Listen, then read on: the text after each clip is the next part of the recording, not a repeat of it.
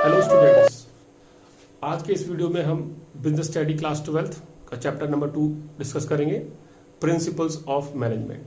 तो let's start. Meaning of principle. Principle refers to a statement which reflect fundamental truth about some phenomena based on cause and effect relationship.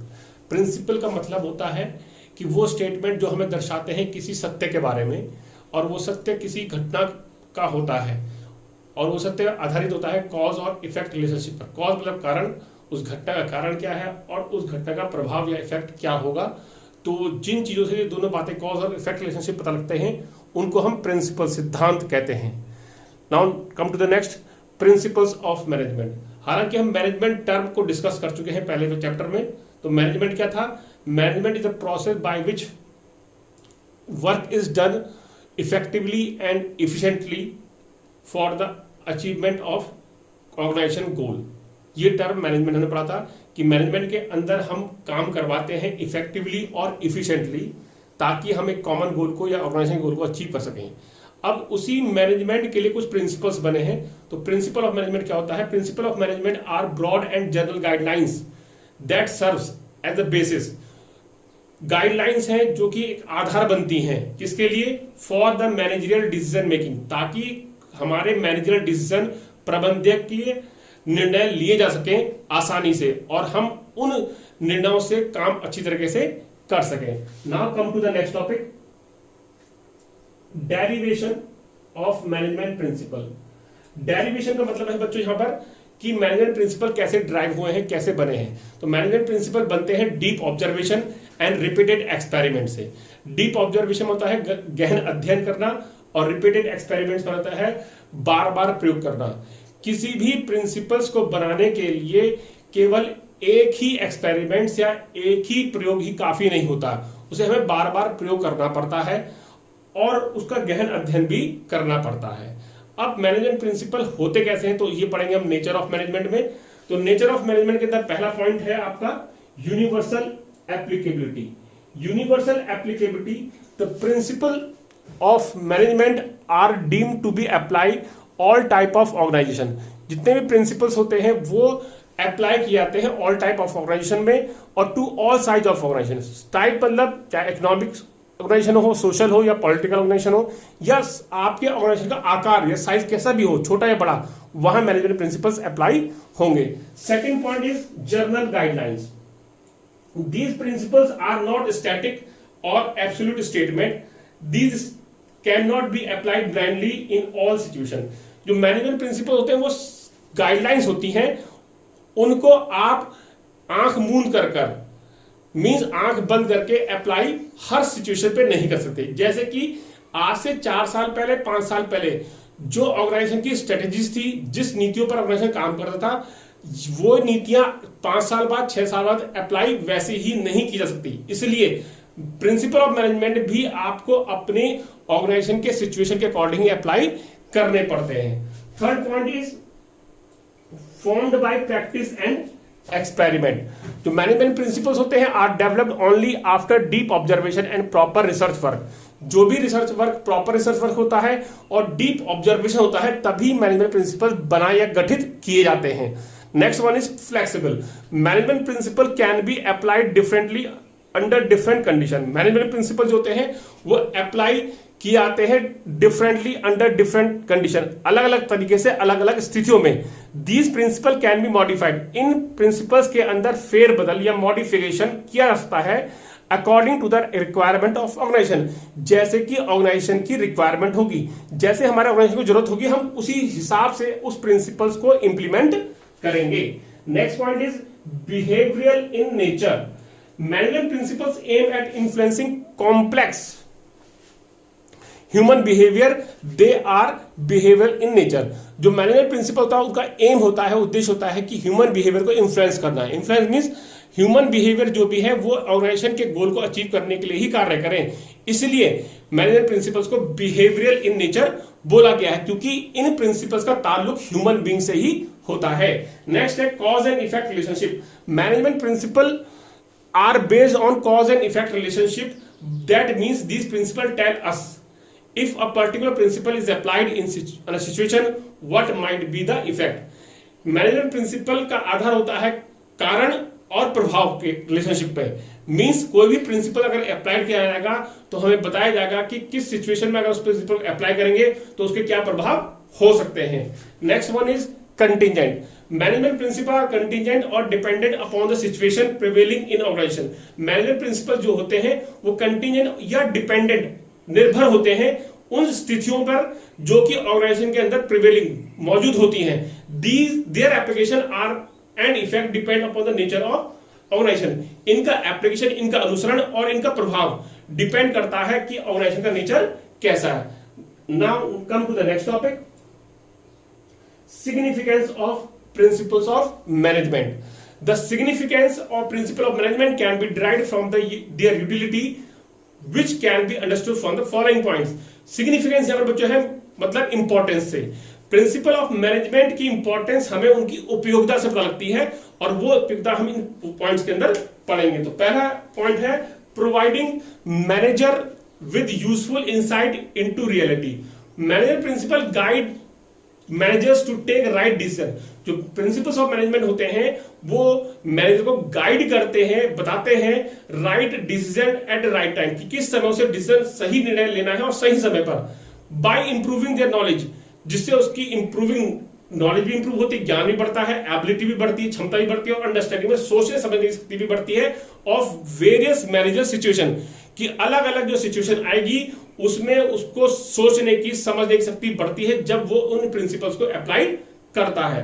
Second point is optimum utilisation of resources effectively and administration.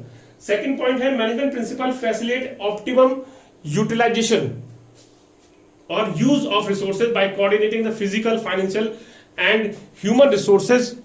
They also help in better administration by discouraging personal prejudice and adopting an objective.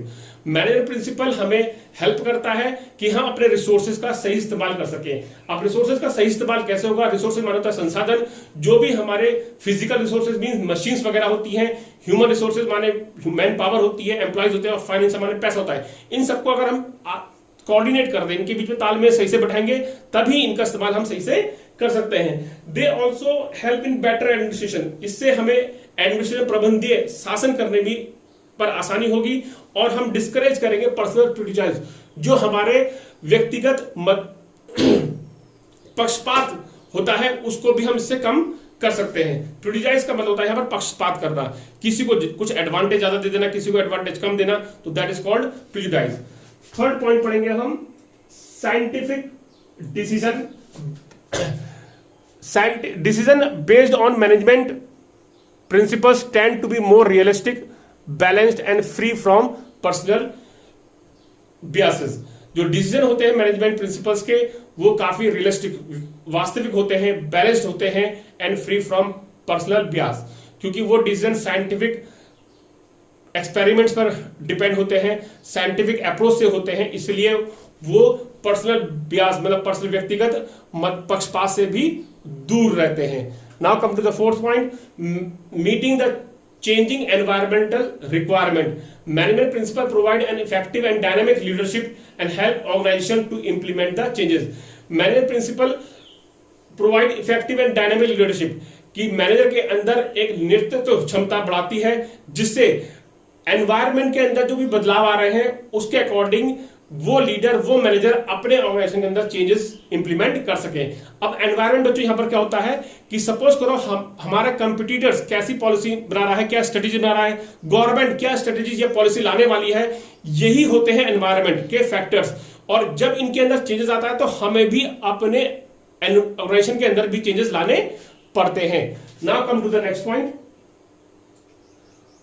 fulfilling social responsibility. Principles of management not only help in achieving organization goal but also guide managers in performing social responsibilities. Principal of management सिर्फ organisation के गोल को achieve करने के लिए ही बनाए जाते, बल्कि social responsibility को भी पूरा करने के लिए होते हैं। ये गाइड करते हैं मैनेजर्स को कि वो सोशल रेस्पॉन्सिबिलिटी कैसे पूरी करें। Example, equity and fair remuneration लिखा हुआ है। इक्विटी का मतलब होता है, इक्विटी का मतलब fair treatment, fair and equal treatment, और फेयर रेम्यूनरेशन मतलब होता है कि सही मेहनताना, कि जब कोई मैनेजर अपने एम्प्लॉयज को सही सैलरी देगा, इस तो वो अपने ऑर्गेनाइजेशन के में प्रिंसिपल इंप्लीमेंट कर रहा है जिससे कि वो ऑर्गेनाइजेशन गोल को अचीव करेगा। साइड बाय साइड वो सोसाइटी की रेस्पॉन्सिबिलिटी फुलफिल करता जा रहा है कि वो अपने एम्प्लॉयज को सही सैलरी दे रहा है। Now come to the next point, management training, education and research. Management principles are helpful in identifying the areas in which existing and future managers should be trained. Management principle हमें help करता है उन areas, उन क्षेत्रों को पहचानने में जहां पर हमारे मैनेजर्स को परीक्षण यानी ट्रेनिंग की आवश्यकता पड़ती है। They also provide the basis for future research. ये हमें फ्यूचर रिसर्च में भी, फ्यूचर की अनुसंधान करने में भी हमें हेल्पफुल करता है। Now come to the next topic, Fewell's Principles of Management। About Henry Fayol पढ़ते हैं। तो फ्यूल्स के प्रिंसिपल्स हैं जो प्रिंसिपल ऑफ मैनेजमेंट कहलाता है। इसमें पढ़ेंगे हेनरी फ्यूल 1841 1925 मींस 1841 में उनका बर्थ हुआ, 1925 उनकी डेथ हुई। Got degree in mining engineering and joined French mining company in 1860 as an engineer. He rose the position of managing director in 1988। उनको 1988 में उस कंपनी का मैनेजिंग डायरेक्टर बनाया गया। When the company was on the verge limit of bankruptcy. Verge माने होता है कगार, बैंकरप्सी माने होता है दिवालियापन। जब वो कंपनी दिवालिया घोषित होने वाली थी उस समय he accepted the challenges and by using rich and broad administrative experience he turn the fortune of the company. उन्होंने उस चैलेंज को एक्सेप्ट किया, उस परेशानी को भी एक्सेप्ट किया और अपने एक्सपीरियंस, अपने अनुभव के आधार पर उन्होंने उस कंपनी का भाग्य भी बदला। For his contribution he is well known as father of general management. उनके कॉन्ट्रीब्यूशन के आधार पर उनको फादर ऑफ जनरल मैनेजमेंट भी बोला जाता है। बच्चों, उनका कॉन्ट्रीब्यूशन ये है कि उन्होंने बिजनेस वर्ल्ड को 14 प्रिंसिपल्स प्रोवाइड करे थे। अब उन्हीं प्रिंसिपल्स को हमने पढ़ना है। नेक्स्ट टॉपिक पे आते हैं हम, principles of management developed by Fayol. तो फर्स्ट प्रिंसिपल आपके सामने ये है, division of work. According to this principle the whole work is divided into small task, job and each work is assigned to one person according to their capability.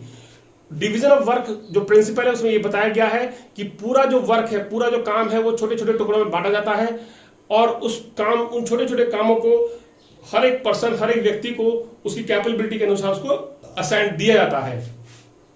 When one person do the same task again and again will become perfect। जब कोई व्यक्ति उसी task को बार बार करता है तो वो उसमें परफेक्ट बनता है, निपुण बनता है, इंक्रीज प्रोडक्टिविटी, और उसकी प्रोडक्टिविटी भी इंक्रीज होती है। And reduction of unnecessary wastage and movement, और जिसके कारण वो अननेसेसरी वेस्टेज और मूवमेंट को भी रिड्यूस करता है। बच्चों, इस प्रिंसिपल का मेन एम ये भी होता है कि जो वर्ड हमने इफिशिएंसी और इफेक्टिवनेस पढ़े थे, तो जब हम ये प्रिंसिपल अप्लाई करते हैं तो हमारा काम इफेक्टिवली भी होता है और इफिशिएंटली भी किया जाता है।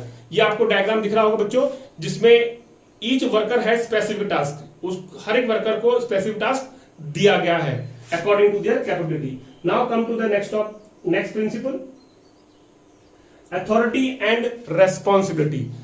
Authority means power to take decision and responsibility means obligation to complete the job assigned on time। Authority term है, उसका मतलब होता है कि निर्णय लेने की ताकत, और रेस्पॉन्सिबिलिटी का मतलब होता है आपके दायित्व, जो काम को खत्म करना है अपने समय पर, कि आपका दायित्व क्या है, जो आपको जॉब दिया गया है और उसको आपने समय पर कंप्लीट भी करना है, that is your responsibility. Authority and responsibility should go in hand. और फ्यूल्स बोलते हैं कि जो अथॉरिटी है और रेस्पॉन्सिबिलिटी वो गो इन हैंड होना चाहिए, means equal amount of responsibility according to their authority. जितनी आपको रेस्पॉन्सिबिलिटी दी जाती है उसके अकॉर्डिंग अथॉरिटी भी होनी चाहिए। मेयर रेस्पॉन्सिबिलिटी, सिर्फ रेस्पॉन्सिबिलिटी विदाउट अथॉरिटी, बिना अथॉरिटी के, make an executive less interested, वो उस व्यक्ति को लेस इंटरेस्टेड बना देता है इन डिस्चार्जिंग देयर ड्यूटीज, अपने काम को करने में। सिर्फ मेयर रेस्पॉन्सिबिलिटी मतलब सिर्फ रेस्पॉन्सिबिलिटी दी गई है, काम ही काम दिया गया है विदाउट अथॉरिटी के बिना, तो वो व्यक्ति काम अच्छी तरीके से नहीं करता। Similarly giving authority without assigning responsibility, उसी तरीके से अथॉरिटी तो दी गई लेकिन कोई ऐसा रेस्पॉन्सिबिलिटी असाइन नहीं की गई है, मीन्स कोई दायित्व से नहीं दिया गया है, मेक हिम एरोगेंट, वो उसको एरोगेंट बना देती है। And there is a fear of misuse of power, और उसका ये डर होता है कि पावर का मिसयूज हो सकता है। अब डायग्राम में देखें बच्चों, ये एक बैलेंस है जिसमें बताया गया है कि रेस्पॉन्सिबिलिटी और अथॉरिटी आपके बैलेंस होना चाहिए। Got it. उसके बाद जो सेकंड डायग्राम है यहां पर मैं दिखा रहा हूं, एक ग्राफ सा है जिसमें दो एक्सिस है, वर्टिकल और हॉरिजॉन्टल, जिसमें वर्टिकल एक्सिस में अथॉरिटी दी गई है, दिख रहा होगा आपको, और हॉरिजॉन्टल एक्सिस पर आपको रेस्पॉन्सिबिलिटी दिखाई गई है। Got it. तो higher authority means vertical up हो रहा होगा, तो वर्टिकल अप में हायर अथॉरिटी है, वर्टिकल डाउन में लोअर अथॉरिटी है। ऐसे ही हॉरिजॉन्टल राइट वर्ड में हायर मतलब ज्यादा रेस्पॉन्सिबिलिटी है, हॉरिजॉन्टल लेफ्ट में रेस्पॉन्सिबिलिटी कम है। तो इसमें जो पहला बॉक्स है इसमें एपैथेटिक लिखा हुआ है। एपैथेटिक का मतलब होता है यहां पर उदासीन, जिसमें ये दिखाया गया है कि रेस्पॉन्सिबिलिटी भी जीरो है और अथॉरिटी भी आपकी जीरो है, लेस है, तो वहां पर काम भी नहीं है और अथॉरिटी भी नहीं है, तो वर्कर क्या, ये एम्प्लॉय क्या होगा, उदासीन बैठा होगा। उसके बगल में चलते हैं, फ्रस्ट्रेटेड वर्ड टर्म लिखा हुआ है अपने राइट हैंड साइड में देखेंगे बॉक्स के। उसका मतलब है कि रेस्पॉन्सिबिलिटी तो ज्यादा है लेकिन उसके कंपैरिजन में पैरेलल में आप अथॉरिटी देखेंगे तो वो क्या है, बहुत ही कम है या जीरो है। तो काम ही काम है आपके ऊपर, आपके पास कोई अथॉरिटी नहीं, तो आप फ्रस्ट्रेटेड हो जाएंगे, मींस निराश रहेंगे। और उसके ऊपर चलते हैं थर्ड बॉक्स में, जिसमें ट्रायनिकल एक वर्ड लिखा हुआ है जो येलो के लेफ्ट हैंड साइड में ट्रायनिकल वर्ड है, स्पेलिंग में पढ़ देता हूं, TYRANNICAL। ट्रायनिकल वर्ड का मतलब होता है अत्याचारी।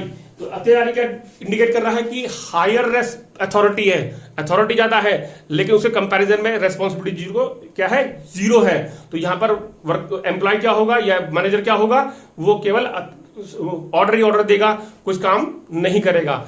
लेकिन उसके ट्रायनिकल के लास्ट लेफ्ट राइट हैंड में देखेंगे इंगेज्ड, जो येलो से इंडिकेट किया गया है, इसका मतलब होता है व्यस्त।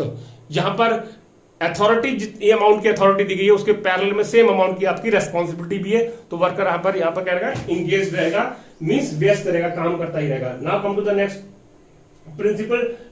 Principal of discipline. It means general rules and regulation working in an organization. Discipline का मतलब होता है जो रूल्स एंड रेगुलेशन बनाया गया और जिनके अंतर्गत ऑर्गेनाइजेशन के अंदर हमें काम करना है। Fuel insist that discipline good supervisor at all level. Discipline का सही देखरेख होनी चाहिए हर लेवल पर, क्लियर एंड फेयर एग्रीमेंट, और सारे लेवल पर सारे एम्प्लॉयज के बीच में क्लियर और फेयर एग्रीमेंट होना चाहिए, and judicious application of penalties. और कोई एम्प्लॉयज या कोई पर्सन डिसिप्लिन को फॉलो नहीं करता है तो उसके ऊपर पेनल्टीज भी होनी चाहिए। Now come to the next principle, unity of command. It implies that every worker should receive order and instruction from one superior only. Unity of command का मतलब होता है कि हर एक एम्प्लॉय को या एवरी वर्कर को जो ऑर्डर होता है या इंस्ट्रक्शन होते हैं वो एक ही सुपीरियर से मिलने चाहिए। ध्यान दें, एक ही सुपीरियर से। तो order must be received by employee from one boss only, otherwise it will create confusion, conflict, disturbance and overlapping of activities. अगर ऐसा नहीं होगा, एक से ज्यादा सुपीरियर ऑर्डर देंगे तो क्या होगा, कंफ्यूजन क्रिएट हो सकता है, कॉन्फ्लिक्ट हो सकते हैं, डिस्टर्बेंस हो सकता है और ओवरलैपिंग ऑफ एक्टिविटीज। अब ये डायग्राम आप देखेंगे बच्चों, ये ब्लू कलर का यहां पर दिख रहा है आपको, यहां पर एक रेड जो पर्सन है ये बॉस है और उसके नीचे सारे ये एम्प्लॉयज है, तो यही बॉस इनको ऑर्डर देता है। दूसरे डायग्राम में आपको दिखाऊंगा मैं, यहां पर ये देखें कि रेड कलर की डॉट बॉल्स है, रेड कलर की डॉट बॉल्स दिखाई दे रही होंगी आपको, जो बॉस को इंडिकेट कर रही है, और पहले उसमें रेड बॉल के नीचे 3 ग्रीन बॉल है वो सबऑर्डिनेट है, तो it means one boss order दे रहा है 3 बॉस को, मींस सबऑर्डिनेट को। सेकंड राइट हैंड साइड में देखेंगे अपने, जो रॉन्ग अप्रोच है उसमें 2 रेड बॉल्स है, मींस 2 एम्प्लॉयज हो गए और 2 सुपीरियर्स हो गए, और वो दोनों सुपीरियर क्या कर रहे हैं, ऑर्डर दे रहे हैं ग्रीन सबऑर्डिनेट्स को। ठीक है, तो यहां पर क्या हो रहा है, रॉन्ग अप्रोच है जिसमें 2 सुपीरियर दे रहे हैं उन तीनों ग्रीन बॉल्स को ऑर्डर्स या इंस्ट्रक्शन, तो उन तीनों को समझ में नहीं आएगा कि हमें किसका ऑर्डर पहले कंप्लीट करना है या किसका काम पहले कंप्लीट काम करना है, तो यहां पर कंफ्यूजन की सिचुएशन क्रिएट हो सकती है। अब come to the next topic, next principle, unity of direction. Unity of direction में each group of activities having the same objective must have one head one plan, this ensure unity of action and coordination। Unity of direction में बताया गया कि जितनी भी activities हैं उनका एक हेड हो और एक ही प्लान हो। प्लान मतलब कॉमन गोल को अचीव करना, और one head means one department. हर एक डिपार्टमेंट में जितनी भी एक्टिविटीज हो वो उस कॉमन गोल को अचीव करने के लिए काम कर रही हो। दिस एंश्योर, इससे क्या होगा, यूनिटी ऑफ एक्शन, काम करने में भी एकता आएगी और कोऑर्डिनेशन भी बनता रहेगा। यहां पर आप देखेंगे डायग्राम के अंदर ग्रीन, रेड और ग्रे कलर के एरोज हैं जो कि आपकी डिफरेंट एक्टिविटीज को इंडिकेट कर रहे हैं, लेकिन इन सबकी डायरेक्शन की तरह एक ही साइड में है, मींस एक ही गोल को अचीव करने के लिए सब काम कर रहे हैं। Now come to the next, unity of direction and unity of command का जो डिफरेंस है वो हम यहां पढ़ने की कोशिश करेंगे। अब तो पहला है मीनिंग। यूनिटी ऑफ कमांड का मीनिंग है, it means that subordinate should receive orders and instruction from one boss only. Unity of command में जो सबऑर्डिनेट है उसको ऑर्डर्स एक ही बॉस से मिले चाहिए। यूनिटी ऑफ डायरेक्शन का मतलब है it advocates one head one plan, कि एक हेड हो और उसका एक ही प्लान हो। मींस ऑर्गेनाइजेशन के अंदर एक जो डिपार्टमेंट्स है उनका प्लान भी एक ही हो for group activities having same objectives. The activities should be directed towards common goal. जितनी भी एक्टिविटीज की जा रही है ऑर्गेनाइजेशन के अंदर वो एक ही गोल की तरफ निर्देशित किए जाए। Scope, the principle is related to functioning of personal. Unity of command जो प्रिंसिपल है वो पर्सनल मींस एम्प्लॉयज को प्रॉपर फंक्शन करने के लिए बनाया गया है ताकि एम्प्लॉयज हमारे सही से काम कर सकें। यूनिटी ऑफ डायरेक्शन क्या है, this principle is related to the functioning of department और the organisation. Unity of direction में क्या बताएगा कि जो डिपार्टमेंट के अंदर जो एक्टिविटीज है या ऑर्गेनाइजेशन के अंदर जो एक्टिविटीज है वो सही तरीके से की जा रही हो, ये इसका स्कोप है। Now come to the third difference point, purpose. The main purpose of duty of command to avoid confusion and fix up the responsibility of the employee। जो मेन पर्पस होता है यूनिटी ऑफ कमांड का वो ये होता है कि confusion को दूर करें और एम्प्लॉयज की रेस्पॉन्सिबिलिटी को निर्धारित करें कि भाई तुम सबको ये काम करना है। और रेस्पॉन्सिबिलिटी कब निर्धारित होगी, जब एक ही बॉस सबको ऑर्डर दे रहा होगा। और यूनिटी ऑफ कमांड में आते हैं, the purpose of unity of direction is to direct the efforts of employees of one department achieving the main objective of the department. Purpose होता है यूनिटी ऑफ डायरेक्शन का कि जितनी भी एम्प्लॉयज हैं उनके एफर्ट्स को एक ही डायरेक्शन में निर्देशित किया जाए, वो एक ही तरफ सारे एक्टिविटीज को लेकर काम कर रहे हो। Now come to the fourth difference, result, systematic working and improve efficiency. जो यूनिटी ऑफ कमांड होता है उसका रिजल्ट क्या होगा कि काम सिस्टमैटिक तरीके से होगा और इफिशिएंसी वर्कर्स की इंप्रूव्ड होगी। Now come to the unit of direction, coordination within particular department and overall by preventing overlapping of various activities। Unit of direction का रिजल्ट क्या होगा कि coordination in department और also in the organization। जितने भी department है organisation के अंदर, डिफरेंट डिपार्टमेंट है, सेल्स डिपार्टमेंट हो गया, प्रोडक्शन डिपार्टमेंट हो गया, परचेज डिपार्टमेंट हो गया, इन सबके बीच में कोऑर्डिनेशन तालमेल अच्छा बैठता है with the help of unit of direction. Now come to the next principle, remuneration of employees। The overall pay and compensation should be fair to both employees and the organization। जो पे, जो तनख्वाह और जो कंपनसेशन मुआवजा दिया जाना चाहिए वो फेयर, ईमानदारी से हो दोनों के लिए, एम्प्लॉयज और ऑर्गेनाइजेशन के लिए। दोनों को ये लगना चाहिए, एम्प्लॉयज को भी लगना चाहिए कि मुझे सही तनख्वाह मिल रही है और ऑर्गेनाइजेशन को भी होना चाहिए कि वो सही तनख्वाह दे रहा है। The wages should encourage the workers to work more and better.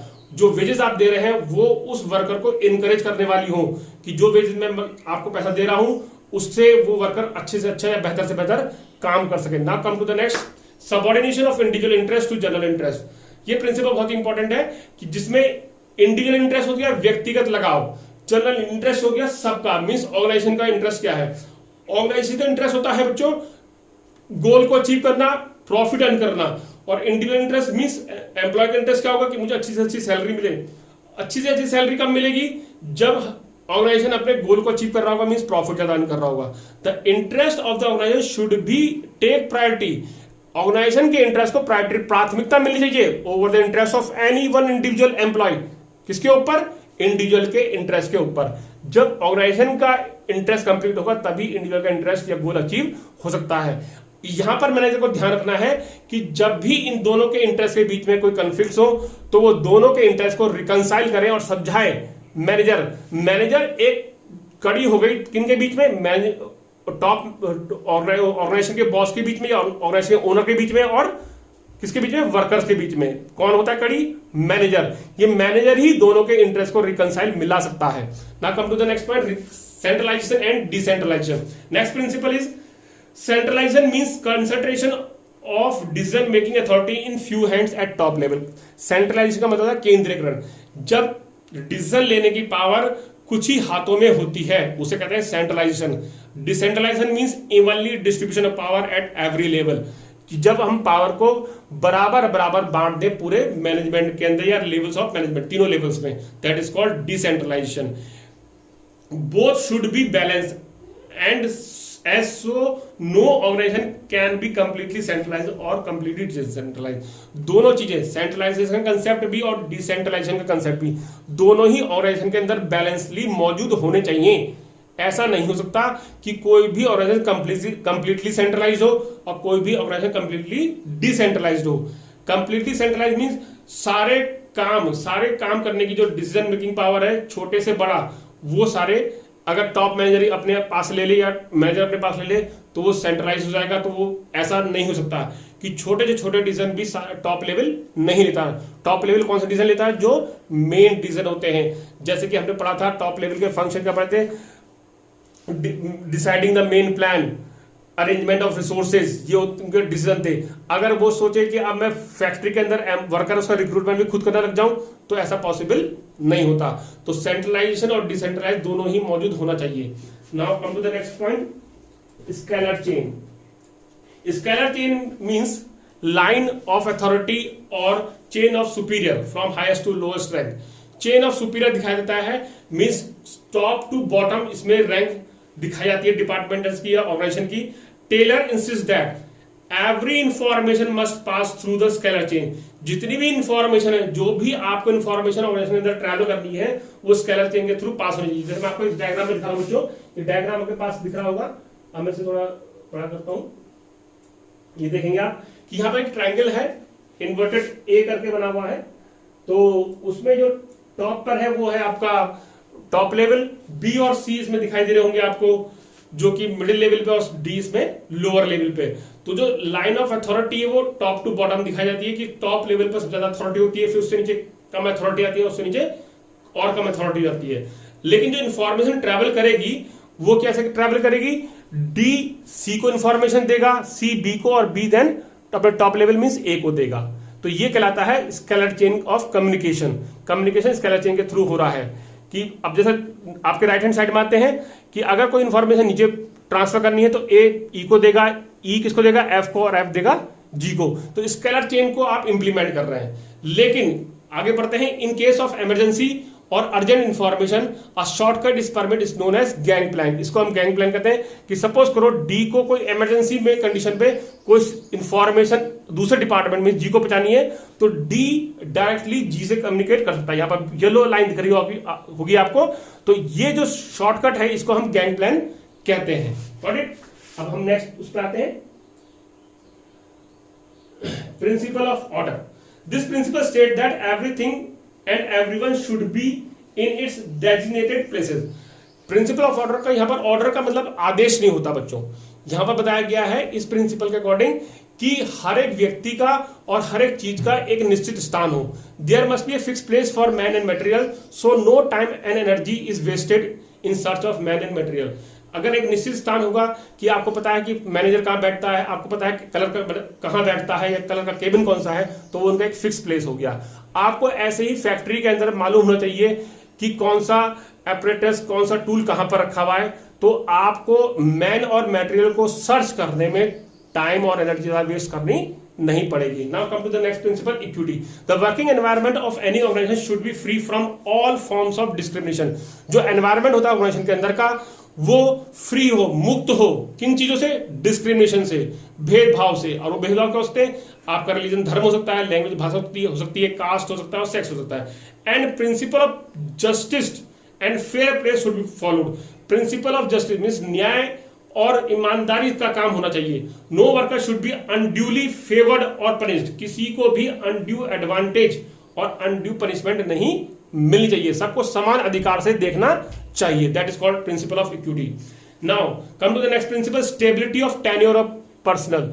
This principle refer that no frequent termination और ट्रांसफर. मींस जो भी ऑर्गेनाइजेशन के अंदर एम्प्लॉइज आप एडमिट करते हैं या सिलेक्ट करते हैं रिक्रूटमेंट के बाद, तो उनका फ्रीक्वेंट टर्मिनेशन नहीं होना चाहिए, उनको जल्दी जल्दी निकालना नहीं चाहिए, या उनका ट्रांसफर या स्थानांतरण नहीं होना चाहिए। Fewer institute that there must be feeling of job security, कि जो कोई एम्प्लॉय आपके ऑर्गेनाइजेशन में एडमिट होता है या सिलेक्ट होता है, उसके अंदर जॉब सिक्योरिटी की भावना आनी चाहिए, जॉब सुरक्षित है उसके लिए, ये भावना होनी चाहिए। And this may enforce the employ to give the best, जब उसके अंदर ये जॉब सिक्योरिटी की भावना होगी तो वो अपना बेस्ट आपको करके देगा। Next principle is principle of initiative. Workers should be encouraged to develop and carry out their plan for improvement. Worker को इंकरेज करना चाहिए, प्रोत्साहित करना चाहिए कि वो अपने प्लान के अंदर इंप्रूवमेंट खुद करें और उनको खुद कैरी आउट करें। Initiative means taking the first step with self motivation. Initiative का मतलब होता है कि पहल खुद करनी चाहिए अपने सेल्फ मोटिवेशन, ताकि हमको खुद लगे कि हमें कुछ करने की क्षमता है। It is thinking out and executing the plan. इससे हमें सोचने की शक्ति मिलती है और हम प्लान को आसानी से एग्जीक्यूट चला सकते हैं। Now come to the next one, last one is esprit de corps. Esprit de corps का मतलब होता है team work, unity. Management should promote team spirit, unity, harmony among the employees. मैनेजमेंट का काम होना चाहिए कि वो अपने ग्रुप्स के अंदर, वर्कर्स के अंदर, एम्प्लॉयज के अंदर एक टीम स्पिरिट की भावना, एकता की भावना जगाए। Management should promote a team work. Management आसानी से टीम वर्क को प्रमोट करना चाहिए ताकि काम अच्छी तरीके से हो सके। होप सो आपको ये चैप्टर यहां तक समझ में आएगा। इसके आगे का पार्ट हम नेक्स्ट वीडियो में पढ़ेंगे। Thank you.